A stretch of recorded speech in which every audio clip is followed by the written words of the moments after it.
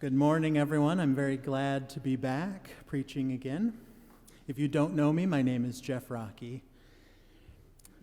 So, after Jesus was resurrected and ascended into heaven, they were having a party for him, a welcome home party.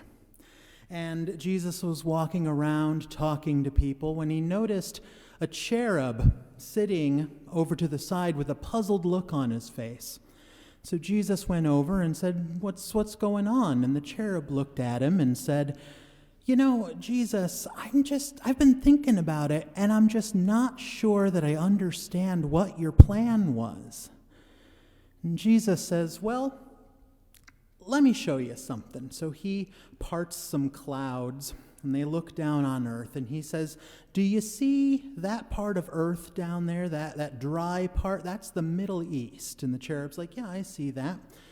And Jesus says, do you see there's a building down there, a 2-story building? And the cherub says, yeah. And Jesus says, do you see in the upper room there's 11 men who are talking to each other, wondering about what they're going to do next? And the cherub says, yeah, I see him. And Jesus says, that's my plan. So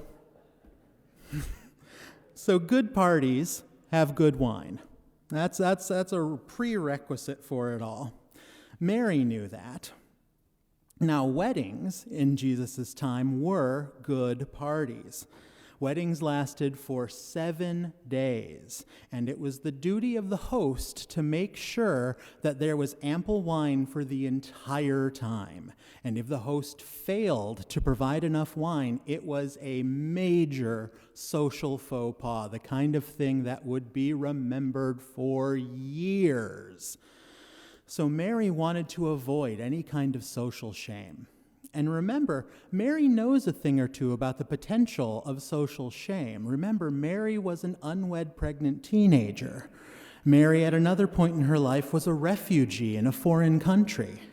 At another point in her life, she lost her 13-year-old son on a trip to the temple.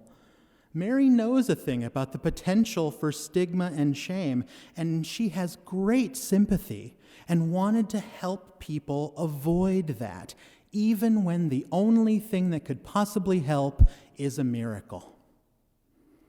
So let's look at that miracle.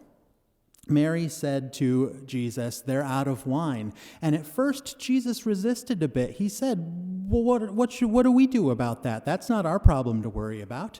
But Mary didn't take no for an answer. She said to the servants, you do whatever he tells you. And so Jesus said, okay, fill up these jars with the water. And before the steward could dip his cup in the water, Jesus had turned the water into wine. It was enough wine to last out the rest of the party, and not only that, it was good wine. Excuse me. Now, in that miracle, everyone talks about the divinity of Christ being revealed, the first of his many signs. And I don't want to dismiss that. That is very important, because miracles don't happen without that divine intervention. But there's another aspect of that story that I want to talk about. You see, Jesus could have seen that the wine was running out, and he could have taken care of the problem without anyone knowing. But he didn't. Mary had to ask him, and he resisted at first too. And when he did do it, he had the servants help him. Now, I truly believe that Jesus' first miracle is also a lesson to all of us in how we are necessary parts of miracles happening. We need to be like Mary, and we need to notice the need for a miracle. We also need to be like the servants, and we need to do the necessary footwork to allow Jesus and God to let the miracle happen. Jesus wasn't just performing a miracle, he was showing us how vital we are in the process of it. Now, there's evidence for this in the Bible. In the book of John, where this story comes from today, Jesus performs 8 miracles. Of those 8 miracles, 6 of them involve either someone asking for the miracle to happen, or people being a part of the miracle happening, or both. For example, in the feeding of the 5,000, people had to provide the first loaves and fishes, which Jesus then fed everyone with.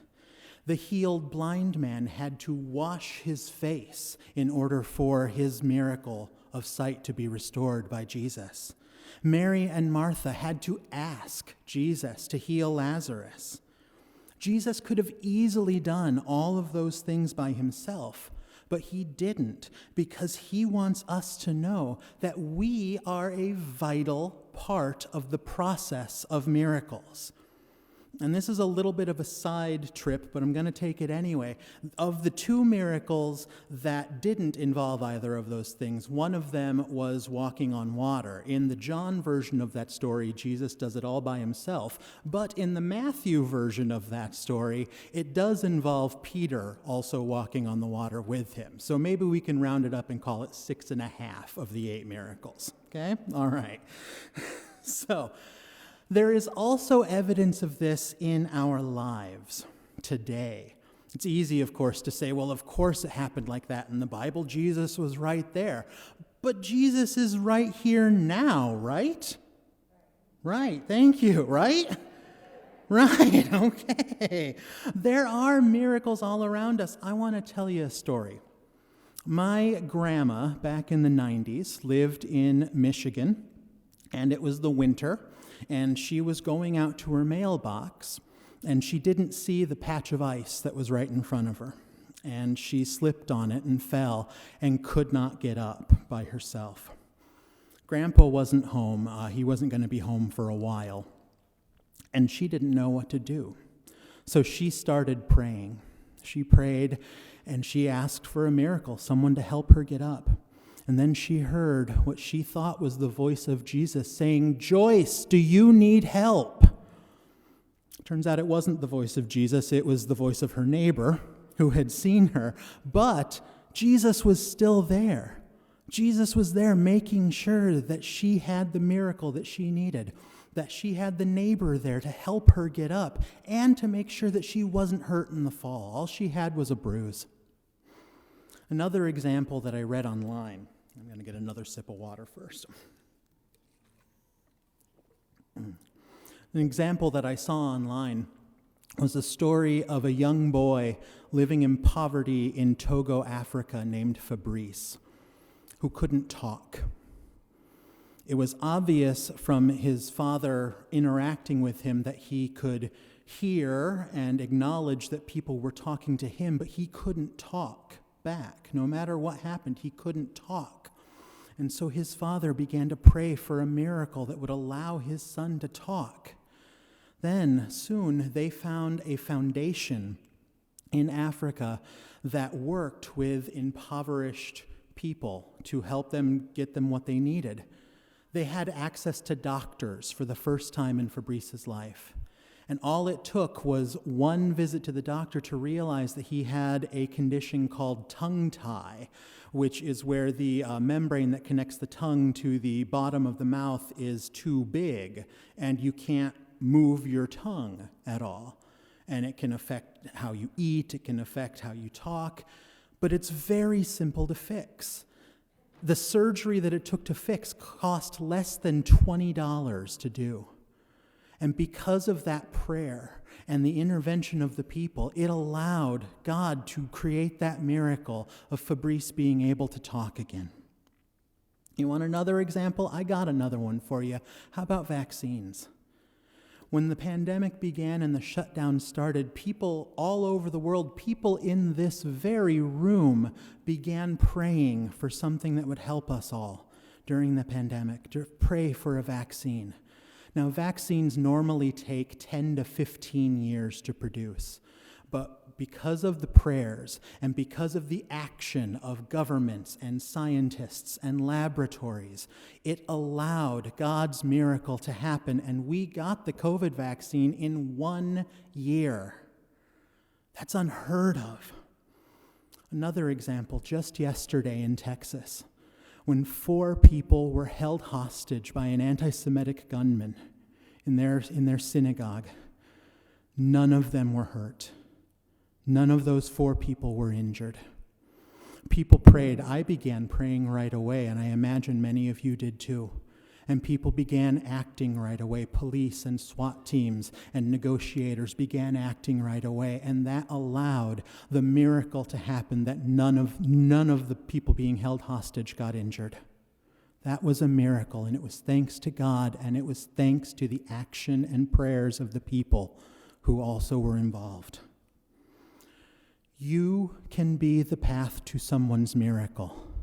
You absolutely can. You can be the hands of the servant that allow it to happen. You can be the voice of prayer that allows it to happen. We have many opportunities. Here at Good Sam, we have Rachel's House, for example, which is a foundation that helps women who are underprivileged or homeless, helps them get resources that they need to get back on their feet. They need help. We're asking for people to help. They're asking for prayers. You can do it. It is a miracle to those women who get the help that they need. We also have our live streaming service, which I'm hoping it's that camera right there.